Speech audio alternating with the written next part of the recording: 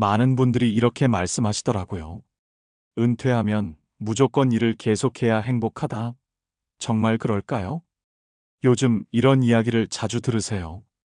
은퇴 후에도 일하는 사람은 건강하고 활력이 넘치지만 그냥 쉬기만 하는 사람은 우울해지고 무기력해진다. 마치 쉼을 선택하는 것 자체가 잘못된 것처럼 말이죠. 하지만 잠깐만요. 제가 지난 3년간 만난 은퇴자분들을 보면 이런 단순한 공식이 항상 맞는 건 아니더라고요. 일을 계속하다가 오히려 몸과 마음이 망가진 분들도 계시고 완전히 쉬면서도 누구보다 만족스러운 노후를 보내는 분들도 계시거든요. 그렇다면 진짜 문제는 뭘까요? 일이냐 쉼이냐가 아니라 과연 그 선택이 나에게 맞는 선택인가 하는 것이었어요. 세상에는 일을 해야만 살아있다는 느낌을 받는 사람이 있는가 하면 조용히 자신만의 시간을 가질 때 비로소 진짜 자신을 만나는 사람도 있어요. 어떤 사람은 매일 새로운 자극과 도전이 있어야 생기가 나고 어떤 사람은 예측 가능한 평온한 일상 속에서 깊은 만족을 느끼죠. 문제는 이런 개인차를 무시하고 이게 정답이다라고 단정 짓는 시각이에요. 마치 모든 사람이 같은 옷 사이즈를 입어야 한다고 강요하는 것과 같아요.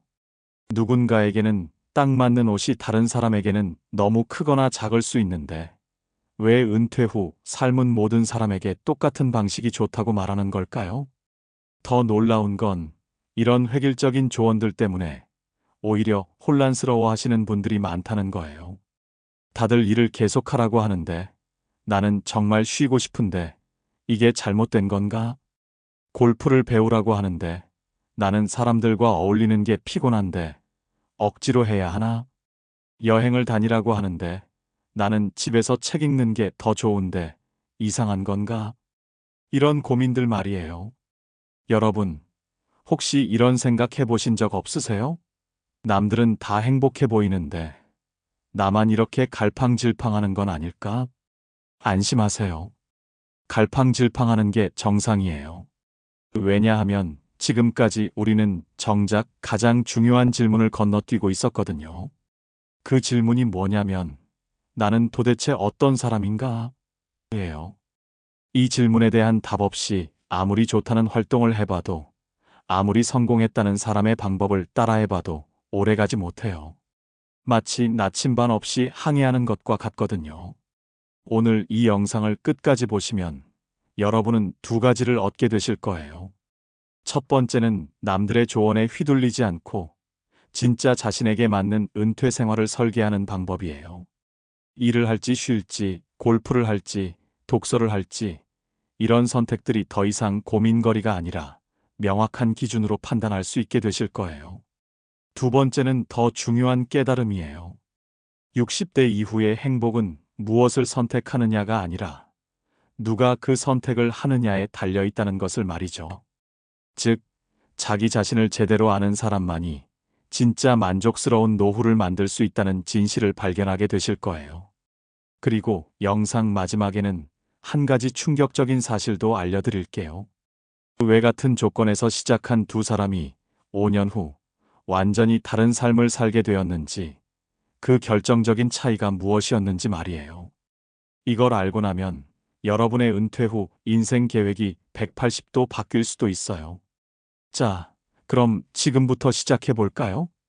제가 지난 3년간 만난 은퇴자분들 중에서 정말 대조적인 세 분의 이야기부터 들려드릴게요. 이 세 분의 이야기를 들으시면 왜 똑같은 선택도 사람에 따라 전혀 다른 결과를 낳는지 확실히 이해하게 되실 거예요. 먼저 강남구에 사시는 이정호 어르신, 63세입니다. 정호 어르신은 중견기업 임원으로 35년간 성실하게 일하시다가 정년 퇴직을 맞으셨어요. 퇴직금과 연금으로 여유가 있어 보였고 부인도 안정적인 연금을 받고 계셨죠. 은퇴 첫 달, 정호 어르신은 마치 꿈을 이룬 것 같았다고 하셨어요. 30년 넘게 새벽 6시에 일어나 출근 준비를 하던 일상에서 벗어나 언제든 원하는 시간에 일어날 수 있게 된 거니까요. 이제 정말 내 인생을 살 수 있겠구나, 그렇게 생각하셨대요. 친구들이 골프를 권해서 골프를 배우기 시작했습니다. 처음에는 신기하고 재밌었어요. 연습장에서 땀을 흘리는 것도 좋았고, 필드에 나가서 친구들과 어울리는 것도 즐거웠죠. 정호 어르신은 매일 아침 7시에 알람이 울려도 침대에서 나올 이유를 찾지 못했다고 해요. 30년 넘게 새벽 6시에 일어나는 게 몸에 밴 사람이 갑자기 일어날 이유가 없어지니까 몸은 일어나려고 하는데 마음이 따라주지 않더라고요. 그래서 침대에서 멍하니 천장만 바라보며 시간을 보내는 날이 많아졌어요. 이런 상황이 몇 달 지속되면서 정호 어르신의 마음속에는 묘한 불안감이 자리 잡기 시작했어요. 이대로 괜찮은 건가? 나는 뭘 하는 사람이지? 하는 정체성의 혼란이 온 거죠. 그래서 친구들이 권하는 골프를 시작했던 거예요. 처음 연습장에 갔을 때는 정말 신기했다고 해요. 작은 공을 멀리 보내는 재미도 있었고, 뭔가 새로운 걸 배운다는 성취감도 느꼈거든요. 하지만 본격적으로 필드에 나가기 시작하면서부터 문제가 생겼어요. 골프장에서 하루 종일 서 있는 게 생각보다 힘들더라고요. 젊었을 때도 서서 하는 일은 별로 안 했는데, 나이 들어서 4~5시간씩 서 있으니까 허리도 아프고 다리도 저리고. 그런데 주변에서는 다들 재밌다고 하니까 내가 이상한 건가 싶어서 계속 억지로 따라다녔어요. 더 큰 문제는 골프 모임의 분위기였어요. 정호 어르신은 원래 조용하고 사색적인 성격이셨거든요. 혼자 있을 때 에너지가 충전되는 타입이었어요. 그런데 골프 모임은 정반대였어요. 라운딩 내내 시끌벅적하게 떠들어야 하고, 라운딩 끝나면 또 회식을 해야 하고, 집에 돌아오면 완전 녹초가 되었어요. 골프가 스트레스 해소가 아니라 스트레스 그 자체가 되어버린 거죠. 그래서 골프를 그만두고 이번에는 부인과 함께 여행을 다니기 시작했습니다. 국내 여행부터 시작해서 일본, 동남아시아까지. 처음 몇 번은 정말 좋았어요. 젊었을 때 바빠서 제대로 보지 못했던 풍경들을 천천히 감상하는 재미가 있었고, 부인과 함께 보내는 시간도 소중했거든요. 하지만 이것도 한계가 있었어요. 여행이 끝나고 집에 돌아오면 허전함이 더 크게 느껴지더라고요. 여행 중에는 새로운 것들을 보고 경험하느라 바빠서 생각할 시간이 없는데, 집에 와서 일상으로 돌아오면 그래서 뭐 하는 생각이 들어요. 여행의 추억도 금방 흐려지고 결국 또 다른 여행을 계획해야 한다는 부담감만 커지더라고요. 게다가 경제적 부담도 만만치 않았어요. 한 번 여행을 가면 최소 2~300만 원은 들어가는데, 이게 계속 반복되니까 퇴직금이 눈에 띄게 줄어드는 걸 느끼게 됐거든요. 정호 어르신이 가장 힘들어하신 부분은 이거였어요. 남들이 좋다고 하는 건 다 해봤는데 왜 나만 만족스럽지 않을까? 내가 너무 까다로운 건가? 아니면 감사할 줄 모르는 건가? 이런 생각들이 계속 들면서 자책하게 되더라고요. 그러다가 작년 겨울, 정호 어르신은 우연히 깨달음을 얻게 됐어요. 어느 날 아침, 평소처럼 침대에 누워 있는데 창밖으로 햇살이 들어오더래요. 그 햇살을 보면서 문득 이런 생각이 들었다고 해요. 아, 내가 정말 좋아했던 건 이런 순간이었구나. 조용히 혼자 생각할 수 있는 시간, 아무도 나를 귀찮게 하지 않는 평온한 순간. 그때부터 정호 어르신은 접근을 완전히 바꾸셨어요. 남들이 하는 활동을 따라하는 대신 자신이 진짜 좋아하는 것들을 하나씩 찾아가기 시작하신 거예요. 매일 아침 산책을 시작했어요. 사람이 별로 없는 이른 시간에 혼자서 천천히 걷는 거죠. 그리고 젊었을 때 읽고 싶었던 책들을 하나씩 읽기 시작했어요.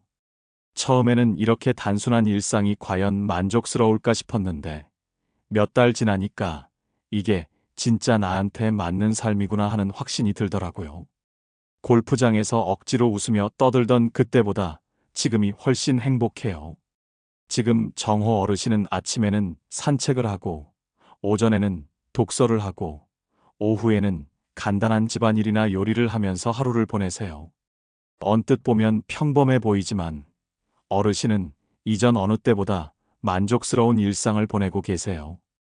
반면 부천에 사시는 61세 김순희 여사님의 이야기는 전혀 달랐습니다. 순희 여사님은 30년간 고등학교에서 국어교사로 일하시다가 명예퇴직을 선택하셨어요. 경제적으로는 정호 어르신만큼 여유롭지는 않았지만 그래도 기본적인 생활에는 큰 문제가 없는 상황이었죠. 순희 여사님이 특별했던 점은 은퇴하기 1년 전부터 이미 자신에 대해 깊이 생각해 보셨다는 거예요. 그런데 여기서 흥미로운 점은 순희 여사님도 처음에는 다른 사람들과 똑같은 실수를 하실 뻔했다는 거예요. 은퇴를 6개월 앞두고 있을 때 동료 선생님들이 이런 조언을 해주셨거든요. 은퇴하면 여행 다니면서 그동안 못 본 세상 구경해. 우리 나이에는 그게 최고야. 골프도 배워봐. 요즘 은퇴한 사람들은 다 골프 쳐. 아니면 손주 돌보면서 편하게 지내는 것도 좋고. 순희 여사님도 처음에는 이런 조언들이 맞는 것 같았다고 해요. 그래서 여행 계획도 세워보고 골프 연습장도 알아보고 손주 돌봄에 대해서도 생각해 보셨대요. 그런데 막상 구체적으로 계획을 세우다 보니까 뭔가 이상했다고 하세요. 여행 계획을 세우면서도 이게 정말 내가 원하는 건가? 하는 의문이 들더라고요. 물론 여행도 좋지만 한 달에 한 번씩 여행을 다닌다면 나머지 시간에는 뭘 하면서 살아야 하지? 이런 생각이 들었어요. 그래서 순희 여사님은 다른 접근을 하기 시작하셨어요. 외부의 조언을 듣는 대신 자신의 내면을 깊이 들여다보기 시작하신 거죠. 30년간 교사 생활을 하면서 언제가 가장 행복했나? 어떤 순간에 가장 보람을 느꼈나? 이런 것들을 하나씩 되짚어보기 시작했어요. 그렇게 자신을 돌아보다 보니까 몇 가지 패턴이 보이기 시작했다고 해요. 첫 번째는 사람들과 이야기하며 무언가를 가르칠 때 가장 살아있다는 느낌을 받는다는 거였어요. 단순히 정보를 전달하는 게 아니라 상대방이야 하고 깨달을 때의 그 순간을 목격하는 것에서 큰 기쁨을 느꼈거든요. 두 번째는 새로운 것을 배우고 익힐 때의 짜릿함이었어요. 새로운 교수법을 배울 때든 새로운 책을 읽을 때든 뭔가 배움이 있는 과정에서 에너지를 얻는다는 걸 발견했어요. 세 번째는 혼자만의 조용한 시간도 필요하다는 것이었어요. 매일 수십 명의 학생들과 동료들과 어울리다 보니 집에 와서는 조용히 혼자만의 시간을 갖는 것이 필수였거든요. 이 세 가지를 종합해 보니까 내가 정말 원하는 은퇴 생활의 모습이 그려지더라고요. 새로운 것을 배우고 그것을 다른 사람들에게 가르쳐 주고 그 사이사이에 혼자만의 시간도 갖는 것. 그래서 순희 여사님이 선택한 게 서예였어요. 하지만 여기서도 순희 여사님만의 철학이 있었어요. 서예를 배우되 단순히 취미로 끝내지 말고 언젠가는 다른 사람들에게 가르쳐 줄 수 있을 정도로 깊이 있게 배워보자. 이런 목표가 있었기 때문에 서예를 배우는 과정도 남달랐어요. 단순히 따라 쓰기만 하는 게 아니라 서예의 역사도 공부하고 각 서체의 특징도 분석하고 붓과 먹의 특성까지 하나하나 익혀가셨거든요. 6개월 정도 지나니까 실력이 눈에 띄게 늘었어요. 그런데 더 중요한 건 서예를 배우는 과정에서 순희 여사님이 느끼는 만족감이었어요. 새로운 글씨체를 익힐 때마다 마치 새로운 언어를 배우는 것 같은 신선함이 있어요. 그리고 붓으로 한 획 한 획 그어가면서 마음이 차분해지는 것도 좋고요. 무엇보다 조금씩 실력이 늘어가는 게 눈에 보이니까 성취감이 정말 컸어요. 그렇게 1년 정도 배우고 나니까 문화센터 선생님이 제안을 하시더랍니다. 선생님께서 직접 수업을 해보시는 게 어떨까요? 교사 경험도 있으시고 서예 실력도 이제 충분하신 것 같은데. 처음에는 망설이셨지만 결국 용기를 내서 시작하게 됐어요. 그런데 이게 순희 여사님에게는 완전히 새로운 경험이었어요. 학교에서 학생들을 가르칠 때와는 완전히 다른 느낌이었어요. 학교에서는 정해진 커리큘럼이 있고 시험도 봐야 하고 어느 정도 강제성이 있잖아요. 하지만 서예 교실은 다르더라고요. 정말 배우고 싶어서 오신 분들을 가르치는 거니까 그분들의 눈빛이 달라요. 특히 어르신들을 가르치면서 순이 여사님이 느낀 보람은 각별했어요. 70대, 80대 어르신들이 처음 붓을 잡고 떨리는 손으로 한 획 한 획 그어가시는 모습을 보면서 나이가 들어도 새로운 것을 배우려는 의지가 얼마나 아름다운지 깨달았어요. 그리고 그런 분들의 배움을 도울 수 있다는 것 자체가 큰 행복이었죠. 지금 순이 여사님의 하루 일과는 이래요. 아침에 일어나면 먼저 30분 정도 자신만의 서예 연습을 해요. 새로운 작품을 연구하거나 수업에서 가르칠 내용을 미리 써보면서 감각을 익히는 거죠. 오전에는 어르신 반 수업을 하고 오후에는 초등학생들을 가르쳐요. 저녁에는 다시 혼자만의 시간을 가지면서 하루를 정리하고 내일 수업 준비를 하거나 서예 관련 책을 읽으면서 시간을 보내세요. 매일매일이 새로워요. 같은 글씨를 가르쳐도 학생마다 반응이 다르고 질문도 달라요. 그리고 학생들이 조금씩 늘어가는 모습을 보면서 저도 함께 성장하는 느낌을 받아요. 순이 여사님이 특히 강조하시는 건 이거예요. 은퇴 후에 중요한 건 새로운 정체성을 만드는 거예요. 예전에는 김 선생님이었다면 지금은 서예 선생님이라는 새로운 정체성이 생긴 거죠. 이 정체성이 있기 때문에 아침에 일어날 이유가 생기고 하루하루가 의미 있게 느껴져요. 세 번째 분은 대전에 사시는 64세 박철민 어르신입니다. 철민 어르신의 경우는 앞에 두 분과는 또 다른 패턴을 보여주세요. 철민 어르신은 은퇴 후에 일을 계속하기로 결정하셨는데 그 결과가 정말 안타까웠어요. 철민 어르신은 30년간 은행에서 일하시다가 정년퇴직을 하셨어요. 경제적으로는 큰 걱정이 없었지만 주변에서 요즘엔 은퇴해도 일해야 건강하다는 말을 많이 들으셨거든요. 그래서 은퇴하자마자 지인의 소개로 작은 회사의 고문 역할을 맡게 됐어요. 주 3일, 하루 4시간 정도의 가벼운 일이었죠. 처음에는 정말 좋았다고 해요. 다시 일할 곳이 있다는 게 든든했어요. 아침에 일어나서 출근 준비를 하고 사람들과 만나서 일하고 은퇴 전과 비슷한 루틴이 유지되니까 안정감이 있었죠. 그런데 6개월쯤 지나면서부터 문제가 생기기 시작했어요. 첫 번째 문제는 체력이었어요. 예전 같지 않은 체력으로 일을 하다 보니까 쉽게 피곤해졌어요. 특히 오후만 되면 집중력이 현저히 떨어지는 걸 느꼈다고 해요. 두 번째 문제는 직장 내 관계였어요. 나이 차이가 2, 30살 나는 젊은 직원들과 함께 일하다 보니까 소통이 쉽지 않았어요.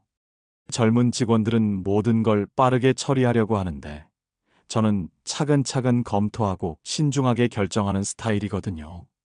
그런데 그런 제 방식이 젊은 직원들에게는 답답하게 느껴지는 것 같더라고요. 세 번째 문제는 가장 심각했어요. 철민 어르신이 정작 원하던 일과는 거리가 멀었다는 거예요. 철민 어르신은 원래 사람들과 진지한 대화를 나누는 걸 좋아하는 분이셨어요. 은행에서 일할 때도 고객들의 재정 상담을 해드리는 일에 특히 보람을 느꼈거든요. 하지만 새로운 직장에서 맡은 일은 단순한 사무 업무와 형식적인 회의 참석이 대부분이었어요. 매일 똑같은 서류를 검토하고 의미 없는 회의에 참석하고 이게 정말 내가 원했던 일인가 하는 생각이 들더라고요. 차라리 집에서 쉬는 게 낫겠다는 생각까지 들었어요. 결정적인 계기는 작년 여름에 찾아왔어요. 회사에서 새로운 프로젝트를 맡기면서 업무량이 갑자기 늘어났는데 철민 어르신은 그 스트레스를 감당하기 어려웠다고 해요. 젊었을 때는 야근도 하고 주말 근무도 했는데 이제는 그런 체력이 안 되더라고요. 그런데 회사에서는 여전히 예전과 같은 성과를 기대하는 것 같았어요. 그래서 매일 불안하고 스트레스 받고 건강해지려고 일을 시작했는데 오히려 건강이 나빠지는 것 같았어요. 결국 철민 어르신은 그 일을 그만두기로 결정하셨어요. 하지만 그만둔 후에도 한동안 우울감에 시달리셨다고 해요. 일을 해도 스트레스, 일을 안 해도 무료함. 도대체 뭘 해야 하는 건지 모르겠더라고요. 그때 정말 많은 고민을 했어요. 나는 대체 어떤 사람인가? 뭘 할 때 행복한가? 그렇게 몇 달을 고민하다가 철민 어르신은 완전히 다른 접근을 시도해 보기로 하셨어요. 일단 남들의 조언이나 사회적 기대는 모두 무시하고 정말 자신이 하고 싶은 일이 뭔지부터 찾아보기로 한 거죠. 그러면서 발견한 게 자신이 정말 좋아하는 건 사람들의 이야기를 듣고 조언을 해주는 것이었다는 거예요.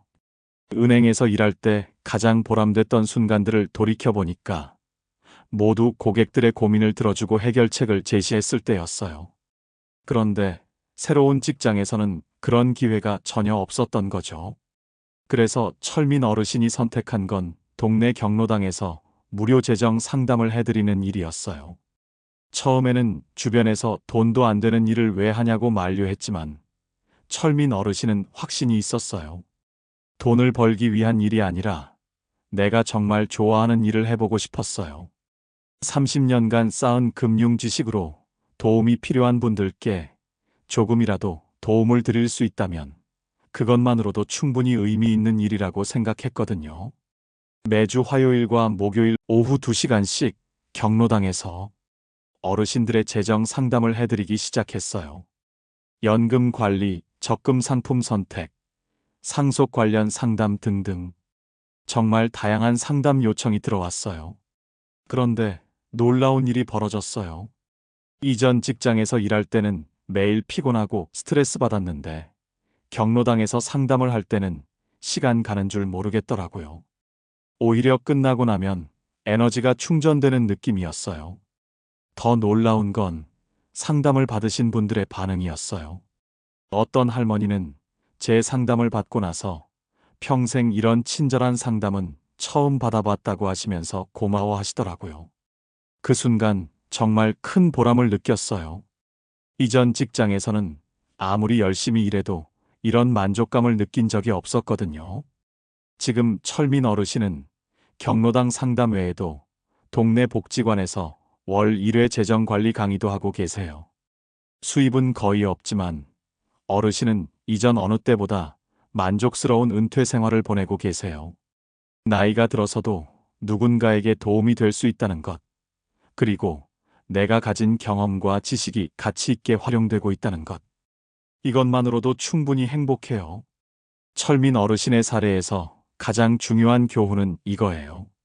같은 일하기라는 선택이라도 그 일이 자신의 본성과 가치관에 맞는지가 결과를 완전히 바꾼다는 것이죠. 여기서 잠깐 궁금하지 않으세요?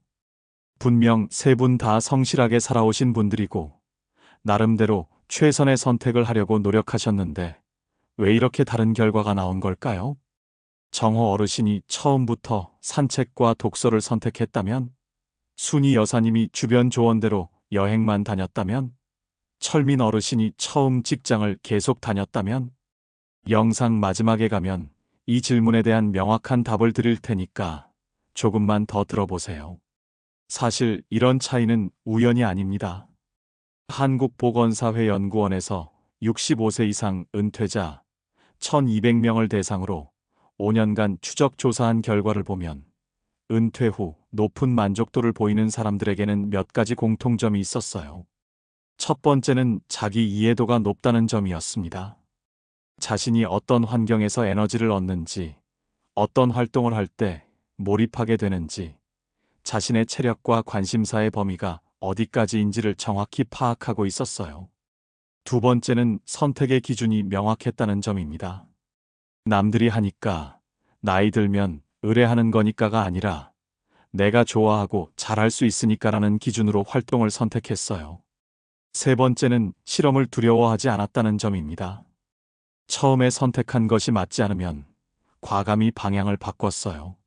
하지만 무작정 바꾸는 게 아니라 왜 이게 나한테 맞지 않는지를 분석한 후에 더 나은 선택을 했어요. 반대로 만족도가 낮은 사람들은 어땠을까요? 외부의 권유나 사회적 통념에 따라 선택하는 경우가 많았어요. 은퇴하면 골프를 해야지, 이제 쉬어야지, 여행이나 다녀야지 같은 막연한 기대로 시작했다가 실망하는 패턴이 반복됐죠. 그러면 우리는 어떻게 해야 할까요? 먼저 자신에 대해 정확히 알아야 합니다. 이게 은퇴 후 행복의 첫 번째 열쇠예요. 자기 이해를 위한 세 가지 핵심 질문을 드릴게요. 첫 번째 질문. 나는 사람들과 함께 있을 때 에너지를 얻는가? 혼자 있을 때 에너지를 얻는가?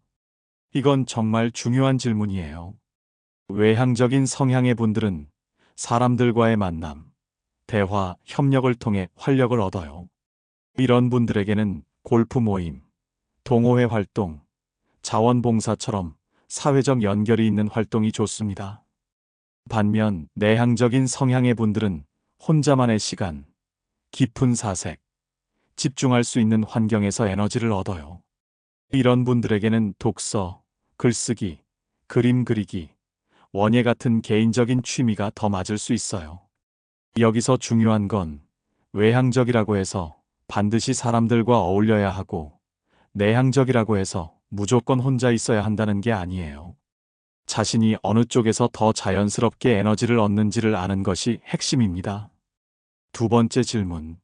나는 몸을 움직이는 활동을 좋아하는가? 정신적인 활동을 좋아하는가? 어떤 분들은 몸을 움직이고 땀을 흘릴 때 가장 만족감을 느껴요. 이런 분들에게는 등산, 수영, 테니스, 심지어 골프도 좋은 선택이 될 수 있습니다. 하지만 다른 분들은 책을 읽고 생각하고 무언가를 깊이 탐구할 때 더 큰 즐거움을 느껴요. 이런 분들에게는 독서 모임, 역사 탐구, 어학 공부, 철학 토론 같은 활동이 더 적합하겠죠. 물론 두 가지를 모두 좋아하는 분들도 있어요. 그런 분들은 오전에는 운동, 오후에는 독서를 하는 식으로 균형을 맞추시면 됩니다. 세 번째 질문. 나는 새로운 도전을 좋아하는가? 안정적인 루틴을 좋아하는가? 어떤 분들은 새로운 것을 배우고 도전하는 것에서 큰 성취감을 느껴요. 이런 분들에게는 새로운 언어 배우기, 악기 연주, 컴퓨터 활용, 창업 같은 도전적인 활동이 좋습니다. 반면 어떤 분들은 예측 가능하고 안정적인 일상에서 평안함을 느껴요. 이런 분들에게는 매일 일정한 시간에 산책하기, 정기적인 모임 참여, 꾸준한 취미 활동이 더 맞을 수 있어요.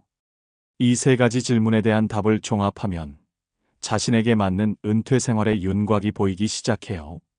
예를 들어, 사람들과 어울리는 것을 좋아하고, 정신적인 활동을 선호하며, 새로운 도전을 즐기는 분이라면, 강의나 교육, 상담 같은 활동이 잘 맞을 거예요. 반대로 혼자 있는 시간을 좋아하고, 몸을 움직이는 것을 선호하며, 안정적인 루틴을 좋아하는 분이라면, 매일 일정한 시간에 하는 운동이나 원예 활동이 적합하겠죠. 여기서 제가 꼭 말씀드리고 싶은 것이 있어요. 많은 분들이 은퇴 후 선택을 할 때 이런 실수를 범하세요. 성공한 사람의 방법을 따라하면 나도 성공할 것이다라고 생각하는 거예요. 하지만 이건 마치 다른 사람의 처방전으로 약을 먹는 것과 같아요. 아무리 좋은 약이라도 내 증상에 맞지 않으면 독이 될 수 있거든요. 은퇴 후의 선택도 마찬가지예요. 다른 사람에게는 완벽한 선택이 나에게는 재앙이 될 수 있어요. 반대로 다른 사람들이 시시하게 여기는 선택이 나에게는 인생 최고의 선택이 될 수도 있고요. 그렇다면 어떻게 해야 할까요? 바로 나 자신을 제대로 아는 것에서 시작해야 해요. 이게 은퇴 후 행복의 첫 번째 열쇠예요. 하지만 여기서 많은 분들이 나를 안다는 게 뭐 그리 어려운 일인가? 라고 생각하실 수도 있어요. 사실 우리는 자신에 대해 잘 안다고 착각하며 살아가는 경우가 많아요. 특히 오랫동안 직장 생활을 해온 분들은 직장에서의 나에 너무 익숙해져서 진짜 나가 누구인지 잊어버리는 경우가 많거든요. 직장에서는 주어진 역할을 충실히 수행하는 것이 중요했어요. 개인적인 취향이나 성향보다는 조직의 요구에 맞춰 행동해야 했죠. 그런 생활을 3, 40년 하다 보면 자연스럽게 진짜 자신의 모습을 잃어버리게 돼요. 그래서 은퇴 후에 갑자기 자유롭게 살아라라고 하면 막막한 거예요. 마치 평생 정해진 길만 걸어오던 사람이 갑자기 넓은 들판에 혼자 서 있는 것과 같은 느낌이죠. 이런 상황에서 가장 쉬운 방법은 다른 사람의 선택을 따라하는 거예요. 저 사람이 골프를 해서 행복해 보이니까 나도 골프를 해야지. 저분이 여행을 다녀서 좋아 보이니까 나도 여행을 다녀야지. 이런 식으로 말이에요. 하지만 이런 방법은 근본적인 해결책이 아니에요. 일시적으로는 좋을 수 있지만 시간이 지나면 결국 공허함과 불만족이 찾아와요. 진정한 해결책은 자기 이해에서 시작돼요. 나이가 들수록 우리에게 남은 시간은 더욱 소중해져요. 그 소중한 시간을 다른 사람의 기준에 맞춰 사는 것만큼 아까운 일이 또 있을까요? 60대, 70대에도 여전히 남들 눈에 어떻게 보일까를 걱정하며 사신다면 그건 정말 안타까운 일이에요. 이제는 진짜 나를 위한 시간을 가져야 할 때입니다. 실제로 저희가 만난 분들 중에서 가장 만족도가 높았던 분들은 자신만의 독특한 방식을 찾은 분들이었어요. 예를 들어 평생 회계사로 일하시던 한 분은 은퇴 후에 동네 작은 카페에서 무료 세무 상담을 해주고 계세요. 월요일과 수요일 오후 2시간씩만 하시는데 그 시간이 일주일 중 가장 기다려진다고 하시더라고요. 또 다른 분은 30년간 음악과는 전혀 관련 없는 일을 하시다가 60세에 우쿨렐레를 시작하셨어요. 지금은 요양원에서 어르신들을 위한 연주 봉사를 하고 계시는데 음악을 배우는 기쁨과 누군가에게 기쁨을 주는 보람을 동시에 느끼고 계세요. 이런 분들의 공통점이 뭔지 아세요? 남들이 정해놓은 은퇴 후 해야 할 일 목록에서 벗어나서 자신의 내면을 깊이 들여다보고 진짜 자신에게 맞는 길을 찾으신 거예요. 그런데 여기서 한 가지 더 중요한 게 있어요.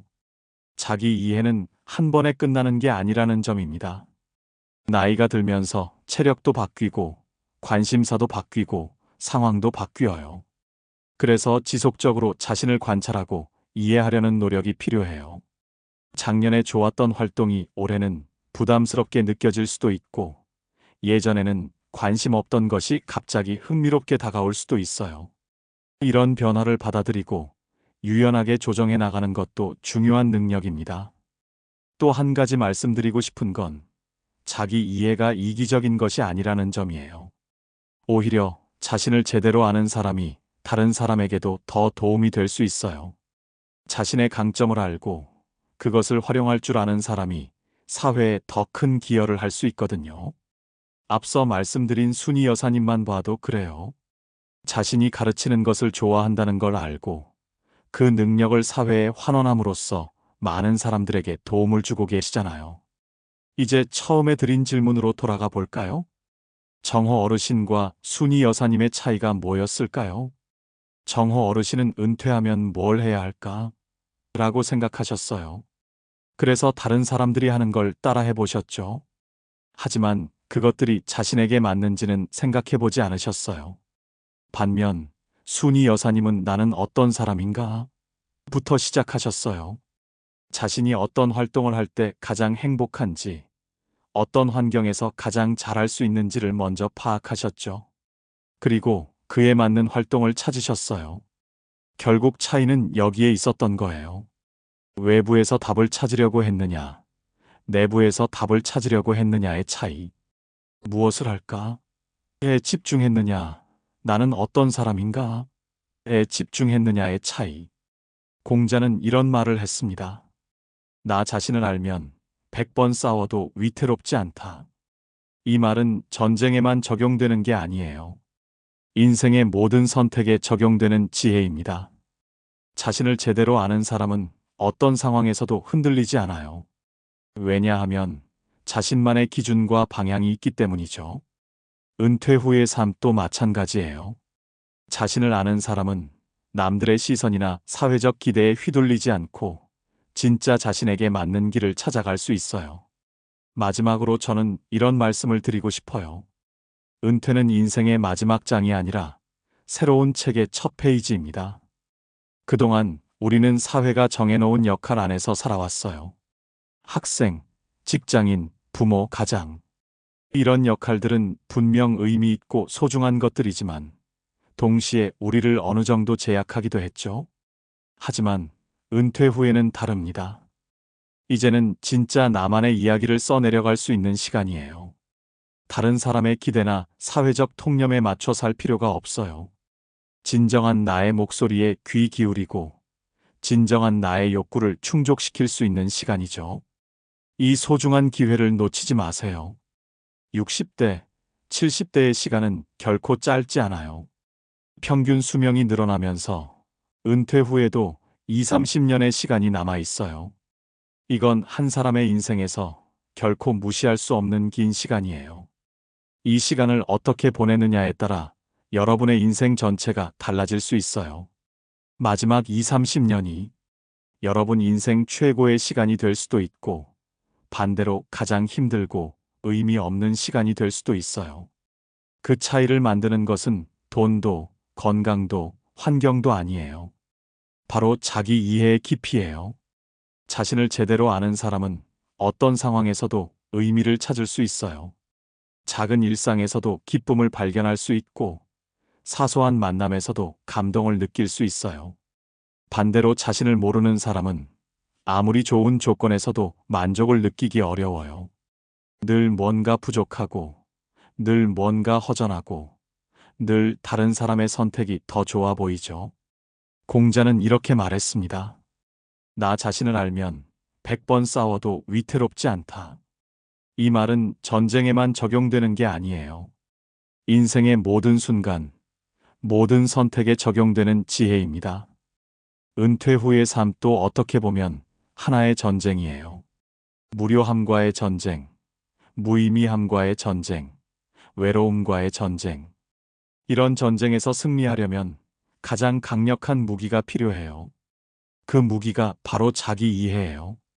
자신을 아는 사람은 흔들리지 않아요. 남들이 뭐라고 하든, 세상이 어떻게 변하든 자신만의 기준과 방향이 있기 때문이죠. 노자는 이런 말을 했습니다. 남을 아는 자는 지혜롭고 자신을 아는 자는 깨달은 자다. 남을 안다는 것도 중요하지만 자신을 안다는 것은 더욱 어렵고 더욱 가치 있는 일이에요. 특히 은퇴 후에는 이 자기 이해가 삶의 질을 좌우하는 결정적 요소가 돼요. 그렇다면 구체적으로 어떻게 시작해야 할까요? 오늘 밤 잠자리에 들기 전에 이런 질문을 스스로에게 해보세요. 나는 언제 가장 행복했을까? 나는 어떤 순간에 가장 살아있다는 느낌을 받았을까? 나는 어떤 환경에서 가장 편안함을 느꼈을까? 이런 질문들에 대한 답을 찾다 보면 조금씩 진짜 자신의 모습이 보이기 시작할 거예요. 그리고 기억하세요. 나이가 들었다고 해서 새로운 자신을 발견할 수 없는 건 아니에요. 오히려 인생 경험이 쌓인 지금이야말로 자신을 가장 깊이, 가장 정확하게 이해할 수 있는 시기일지도 몰라요. 은퇴 후의 시간을 진짜 나답게 사용하세요.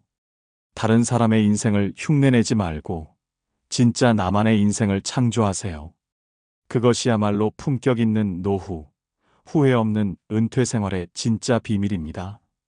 마지막으로 이 한 문장을 여러분께 선물하고 싶어요. 은퇴 후 가장 아름다운 풍경은 남들이 부러워하는 것이 아니라 내가 진정으로 만족하는 것이다. 이 문장을 마음에 새기시고 진짜 여러분만의 아름다운 은퇴 후 풍경을 만들어 가시길 바랍니다. 오늘도 여러분의 소중한 시간을 함께 해주셔서 감사합니다. 여러분 모두가 자신만의 방식으로 행복한 노후를 만들어 가시길 진심으로 응원합니다. 영상 내용이 도움이 되셨다면 구독과 좋아요를 눌러주세요. 영상 제작에 큰 힘이 됩니다. 평온한 하루 되세요. 감사합니다.